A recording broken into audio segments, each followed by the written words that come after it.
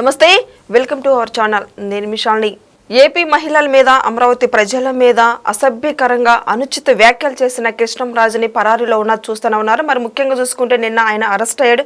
ఇక తర్వాత ఆయన పరిణామాలు ఎలా ఉంటాయో తెలుసుకోబోతున్న స్టూడియోలో ఉన్నారు సీనియర్ జర్నలిస్ట్ డాక్టర్ భరతరెడ్డి గారు ఉన్నారు. వారిని అడిగి కొన్ని విషయాలు మనం తెలుసుకుందాం. నమస్కారం సార్. నమస్తే సార్. ఏపీ మహిళల మీద, అమరావతి ప్రజల మీద, మహిళల మీద అనుచిత వ్యాఖ్యలు చేసిన కృష్ణంరాజు పరారీలో చూస్తూనే ఉన్నారు. మరి నిన్న ఏపీ పోలీసులు అరెస్ట్ చేశారు. దానికి ముందు కొమ్మినేని శ్రీనివాస్ను అరెస్ట్ చేశారు. సో ఇప్పుడు కృష్ణంరాజును అరెస్ట్ చేశారు. ఎట్లా ఉంటుంది సార్? దాని పరిణామాలు ఎలా ఉంటాయంటే ఏం చెప్తారు సార్? పరిణామాల కంటే కూడా మనం ముందుగా చర్చించాల్సింది ఏంటంటే, వ్యాఖ్యలు చేసిన తర్వాత అతను తప్పించుకొని పారిపోయి అజ్ఞాతంలోకి వెళ్ళడం జరిగింది. విజయవాడలో ఉన్న ఇళ్ళకి తాళం వేసి, దానికోసం పోలీసులు చాలామంది మహిళలు, అమరావతికి సంబంధించిన మహిళలు అతని మీద చాలా కంప్లైంట్ చేయడం జరిగింది. మహిళలు అలా అవమానించారని చెప్పి అమరావతికి చెందిన మహిళలు చాలా పోలీస్ స్టేషన్లో కేసులు పెట్టడం జరిగింది. ఈలోపు ప్రభుత్వంపై ఒత్తిడి కూడా పెరగడం జరిగింది. అయితే ముందుగా ఏదైతే చర్చా కార్యక్రమాన్ని నిర్వహించిన యాంకర్ ఎవరైతే ఉన్నారో కొమ్మినేని శ్రీనివాసరావు ఇక్కడ హైదరాబాద్లో ఉంటున్న సందర్భంగా అతను ఏటుగా అతన్ని అరెస్ట్ చేయడం జరిగింది. ఈలోపు ఎలాగో అరెస్ట్ అవుతారు అని తెలుసుకున్న కృష్ణంరాజు ముందస్తు బెయిల్కు కూడా ప్రయత్నాలు చేస్తూ ప్లేసులు మారుస్తూ, ఒక్కొక్క ప్లేస్కు మారుస్తూ చివరికి విజయనగరంలో దొరకడం జరిగింది. తన ఫ్రెండ్ ఇంట్లో దొరకడం జరిగింది. అయితే ఇక్కడ మనం గమనించాల్సిన విషయం ఏంటంటే, ఎవరైనా ఏదైనా తప్పుగా మాట్లాడినప్పుడు, తప్పు చేసినప్పుడు, ప్రజలందరూ తప్పు అంటున్నప్పుడు, అది నిజంగానే మనకు తప్పు అనిపించినప్పుడు క్షమాపణ చెప్పే కార్యక్రమాన్ని తీసుకుంటే కొంతవరకు దాన్ని ఉపశమనం కల్పించే అవకాశం ఉంటుంది. కానీ అతను ఆ రోజు ఆ వ్యాఖ్యలు చేసిన తర్వాత కనీసం క్షమాపణ చెప్పే కూడా లేకుండా ఇంతమంది మహిళలు హట్ అవుతున్నారు నా వ్యాఖ్యల వల్ల అని ఒక క్షమాపణ చెప్పకుండా ఒక వీడియో రిలీజ్ చేసి, నేను ఒక రిపోర్ట్ తీసుకున్నాను, ఆ రిపోర్ట్ ఆధారంగానే నేను చెప్పాను అంటూ దాన్ని మరింత రెచ్చగొట్టే విధంగా వ్యాఖ్యలు చేయడం జరిగింది. దీనికి సంబంధించిన రిపోర్ట్స్ నా దగ్గర ఉన్నాయి. ఇది అమరావతి వేశ్యల రాజధాని, సెక్స్ వర్కర్ల అది ఒకసారి అన్న తర్వాత ఎవరైతే మనోభావాలు దెబ్బతిన్నాయి, అది తప్పు అని చెప్పి యావత్ సమాజం అంతా వేలెత్తి చూపుతున్న సందర్భంగా బహిరంగ క్షమాపణ చెప్పి ఇలాంటి తప్పు మరొకసారి చేయను అని చెప్పి పోలీసులకు లొంగిపోయి ఉంటే అతని మీద కొంత గౌరవం ఉండేది, కొంత సానుభూతి ఉండేది. మరింత రెచ్చగొట్టే వ్యాఖ్యలు చేయడం వల్ల అది ఏమైందంటే చివరికి అతన్ని వెతికి పట్టుకోవాల్సిన ఆవశ్యకత ఏర్పడింది. మామూలుగా అతను ఒక సీనియర్ జర్నలిస్ట్గా అని చెప్పుకుంటున్న అతను అసలు పారిపోవాల్సిన అవసరం లేదు. తను ఒకవేళ నిజంగానే ఆ రిపోర్టుకు సంబంధించి ఏదైనా ఉన్నా కొంత ఆ రిపోర్ట్లో కూడా అతను చెప్పినట్టుగా లేనే లేదు. అయినప్పటికీ దాన్ని వక్రీకరించి చెప్పడం జరిగింది. దేశవ్యాప్తంగా జరుగుతున్న సంఘటనలో భాగంగా ఎక్కడెక్కడ ఒక సామాజిక నేపథ్యంలో దృష్టిలో పెట్టుకొని ఎక్కడెక్కడ ఎయిడ్స్ పేషెంట్ ఉన్నారు, ఎక్కడెక్కడ సెక్స్ వర్కర్లు ఉన్నారు అనే క్రమంలో కొన్ని జిల్లాలను ప్రస్తావించడం. ఆ జిల్లాల ప్రస్తావన సందర్భంగా అసలు అమరావతి ప్రస్తావన అసలు ఎక్కడ ఆ రిపోర్ట్లో లేనే లేదు. ఇంకా కర్నూలు ఉంది, కడప ఉంది, కొన్ని జిల్లాల్లో అక్కడ కొంత సామాజిక బాధ్యతగా వాళ్ళకి అవేర్నెస్ తేవాల్సిన అవసరం ఉంది అనేది ఆ రిపోర్ట్ సారాంశం. ఆ రిపోర్ట్ ఆధారంగా ప్రభుత్వం చర్యలు తీసుకుంటుంది, ప్రభుత్వం వాళ్ళకి అవేర్నెస్ కార్యక్రమాలు తీసుకుంటుంది. కానీ కేవలం ఇప్పుడు మనం పోలీసుల ఎంక్వైరీలో ఒకసారి చూసినట్టయితే అదో పెద్ద కుట్రకోణంగానే భావిస్తూ ఉండొచ్చు. అమరావతి మహిళల మీద ముఖ్యంగా అమరావతి మహిళల మీద వ్యాఖ్యలు చేయడం అంటే దానిని ఖచ్చితంగా కూడా అమరావతిని వ్యతిరేకిస్తున్నట్టుగా గతంలో వైసీపీ నాయకులు కానీ, వైసీపీ లీడర్లు కానీ, మంత్రులు కానీ వీళ్ళందరూ కూడా అమరావతి మీద మొదటి నుంచి కూడా కక్ష కట్టుకున్నారు. అమరావతి నిర్మాణాన్ని అసలు ముందుకు సాగనీయకూడదనే దాని మీద వాళ్ళు ప్రయత్నాలు చేస్తున్నారు. ఆ ప్రయత్నాల్లో భాగంగానే సాక్షిలో అసలు సంబంధం లేకుండా ఏదో చర్చ జరుగుతుంటే ఆ చర్చలో మధ్యలోకి అమరావతిని తీసుకొచ్చి, అమరావతిలో ఈ మహిళలను తీసుకొచ్చి దాన్ని ఆ చర్చను పొడిగించే కార్యక్రమాన్ని చేయడం జరిగింది. తర్వాత కనీసం ఎవరైతే వ్యాఖ్యాత ఉన్నారో కొమ్మినేని శ్రీనివాసరావు అన్న కనీసం దానికి సంబంధించి వివరణ ఇస్తూ సమర్థించుకునే ప్రయత్నమే చేశారు తప్పిస్తే బేషరతుగా మహిళలకు ఇప్పటివరకు ఎవరు క్షమాపణ చెప్పలేదు. ఇద్దరూ చెప్పలేదు.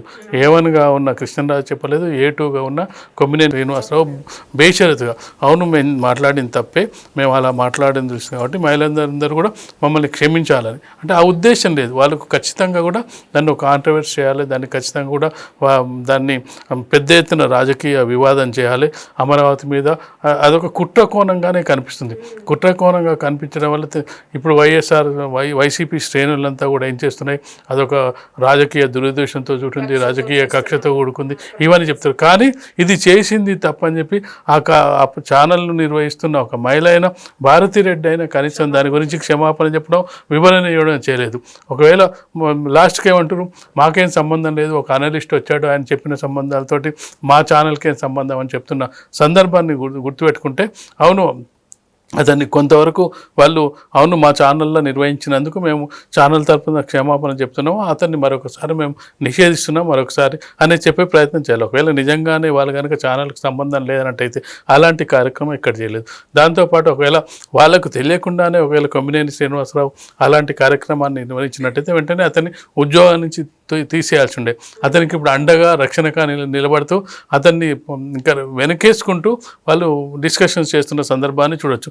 కాబట్టి ఇక్కడ మనకు క్లియర్గా కనిపిస్తుంది ఏంటంటే వాళ్ళు కావాలని కుట్రకోణంతో కావాలని వ్యాఖ్యలు చేసినట్టుగా కనిపిస్తుంది. ఖచ్చితంగా మహిళలకు సంబంధించి ఏ విధమైన వ్యాఖ్యలు చేసినా ఖచ్చితంగా మహిళలకు ఏదైతే రక్షణ కల్పించే చట్టాలన్నీ కూడా వాళ్ళ మీద కేసుల రూపంలో పెట్టే అవకాశం ఉంటుంది. వాళ్ళు నాన్ బెయిలబుల్ అరెస్టులు అయితే అయ్యే అవకాశం ఉంటుంది. మరొకసారి ఎవరు కూడా అంటే పెద్ద చిన్న వ్యక్తుల్ని మనం వదిలేస్తే సరే, రాజకీయ పార్టీల నాయకులు అంటే ప్రతి విమర్శల్లో భాగంగా కుటుంబ సభ్యుల్ని విమర్శిస్తుంటారు, వీళ్ళు వాళ్ళని విమర్శిస్తుంటారు, అదొక కుటుంబానికే పరిమితం అవుతుంటుంది. కానీ వీళ్ళు చేసిన వ్యాఖ్యలు అనేది టోటల్ అంటే అమరావతి మహిళలకు సంబంధించిన పూర్తి సమాజాన్నే వాళ్ళు హేళన చేయడం జరిగింది, వాళ్ళని విమర్శించడం జరిగింది, వాళ్ళని ఇబ్బంది పెట్టడం జరిగింది. కాబట్టి ఖచ్చితంగా ఒక జర్నలిస్టుగా ఉన్న వ్యక్తి, చాలా కాలం నుంచి నేను జర్నలిస్టుగా పనిచేస్తున్న వ్యక్తి దాన్ని చేసిన తర్వాత కనీసం పశ్చాత్తాపం కూడా లేకుండా వేస్తున్న సందర్భంగా ఖచ్చితంగా కఠిన చర్యలు, ఖచ్చితంగా చట్టాలన్నీ కూడా ఏదైతే మహిళలకు అనుకూలమైన చట్టాలు, మహిళలకు వేధిస్తున్న చట్టాలు ఏ ఉన్నాయో అవన్నీ కూడా పెట్టే అవకాశం ఉంటుంది. ఎందుకంటే చాలా సందర్భాల్లో ఏదైనా మానభంగాలు, హత్యలు ఇట్లాంటివి జరిగినప్పుడు ఈ ఆర్టికల్స్ రాస్తుంటారు.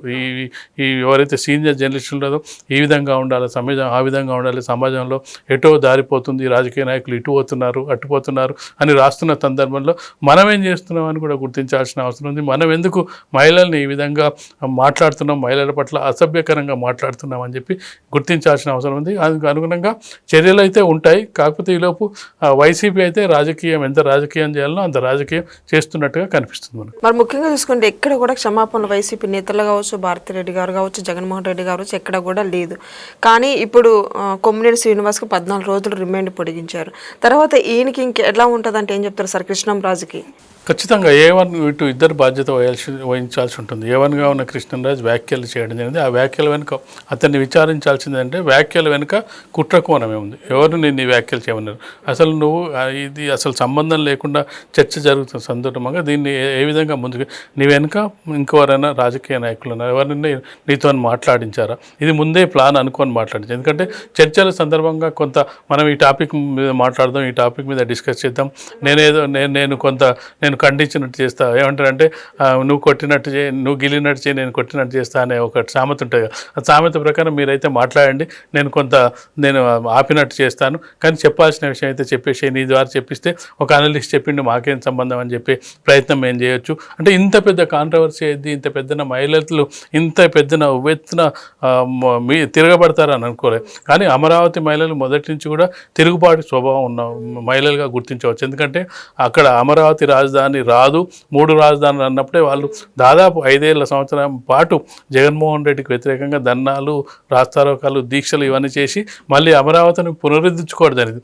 ఆ కోపం వైసీపీ నాయకులు ఉన్నట్టుంది. అమరావతిని వద్దనుకున్న అమరావతిని ఈ మహిళలు దీక్షల రూపంలో మళ్ళీ తిరిగి సాధించుకుంటున్నారు. అమరావతి పనులు శరవేగంగా జరుగుతున్న నేపథ్యంలో ఆ మహిళల మీద కోపం ఉండి ఈ వ్యాఖ్యలు చేసినట్టుగా కనిపిస్తుంది. సేమ్ టైం ఈ వ్యాఖ్యల వల్ల మహిళల్లో ఇంత చైతన్యం వచ్చి ఇంత తిరగబడతారని అనుకోలేదు. దాన్ని రాజకీయ లబ్ధి కోసం దాన్ని ఒక కక్ష సాధింపు చర్యగా వాడుకునే ప్రయత్నం వైసీపీ అయితే ఇప్పుడు చేస్తుంది. కొమ్మినేని అరెస్ట్ అయిన తర్వాత వెంటనే స్పందించి సజ్జల రామకృష్ణారెడ్డి కూడా సేమ్ వ్యాఖ్యలు, అనుచిత వ్యాఖ్యలు మహిళల మీద, ప్రజల మీద చేశారు, సంకర్ జాతి అన్నట్టు. ఏంటి సార్ అసలు ఎందుకు వైసీపీ వాళ్ళు ఇట్లా మాట్లాడటం అంటే ఏం చెప్తారు సార్? వైసీపీ నాయకులు ఫ్రస్ట్రేషన్లో ఉన్నట్టుగా కనిపిస్తుంది. అంటే ఒకరి మీద తర్వాత ఒకరి మీద కేసులు నమోదవడం, వాళ్ళు గతంలో చేసిన పాపాలు అనుకోండి, భూ కబ్జాలు అనుకోండి, లిక్కర్ స్కామ్లు అనుకోండి ఒక్కొక్కటిగా బయటికి రావడం వెలికి తీస్తున్న సందర్భంగా ఇక అంటే ఇంకా ఏం మనం చేయలేనప్పుడు కోపం వస్తుంది, అంటే తిట్లు వస్తాయి, ఇవన్నీ కూడా వస్తుంటాయి. వైసీపీ నాయకులు మొత్తం కదా పూర్తిగా ఇక తిట్ల దండకాన్ని, ఎవరైతే హుందాగా ఉండే వ్యక్తులు ఉంటారు వాళ్ళు అంతే తిట్టడాన్ని మాట్లాడరు. కానీ ఎప్పుడైతే తను ఫ్రస్ట్రేషన్ నుండి ఇంకేం చేయలేని పరిస్థితి ఉన్నప్పుడు ఆ పరిస్థితిలో వైసీపీ నాయకుల బ్యాచ్ అంతా కూడా ఇప్పుడు అంటే ఇక పరుష పదజాలానికే ఉపయోగిస్తున్నట్టుగా కనిపిస్తుంది. దాంతోపాటుగా సంకర జాతి అన్న దాని మీద కూడా పెద్ద విమర్శలు వస్తున్నాయి. ఇన్ని జరుగుతున్నప్పుడు కనీసం కొంత సంయమనం పాటించాలిగా. పూర్తిగా రాజకీయ వ్యవస్థలో ఉన్నారు, రాజకీయ నాయకులు ఉన్నారు. సజ్జల రామకృష్ణారెడ్డి గతంలో సాక్షిలో పనిచేయడం జరిగింది. అతను ఒక సీనియర్ నాయకుడు. వయసు రీత్యా కూడా మిగతా అన్ని చలిస్తే ఆ వయసుకు తగ్గట్టుగా మాట్లాడాలి. ఏదో చిన్న వయసు వాళ్ళు 30 లోపు వాళ్ళు అట్లాంటి వాళ్ళు మాట్లాడుతారంటే వేరనుకోవచ్చు. ఏజ్ పైబడుతున్న కొద్దీ కొంత గౌరవంగా మాట్లాడాలి, గౌరవాన్ని తీసుకోవాలి, అవతల వ్యక్తి నుంచి గౌరవాన్ని పొందగలగాలి ఏ పార్టీలో ఉన్నా కానీ. ఇక తనే అలా మాట్లాడిన తర్వాత వైసీపీ నాయకులు, కార్యకర్తలు, యూత్ నాయకులు ఉంటారు, వాళ్ళు ఏ విధంగా రెచ్చిపోతారు. కాబట్టి ఖచ్చితంగా రాజకీయాల్లో కొన్ని విలువలు ఉండాల్సిన అవసరం ఉంది. ఆ వైసీపీ నాయకులు అవన్నీ గాలికి వదిలేసినట్టుగా మనకు కనిపిస్తుంది. Thank you sir.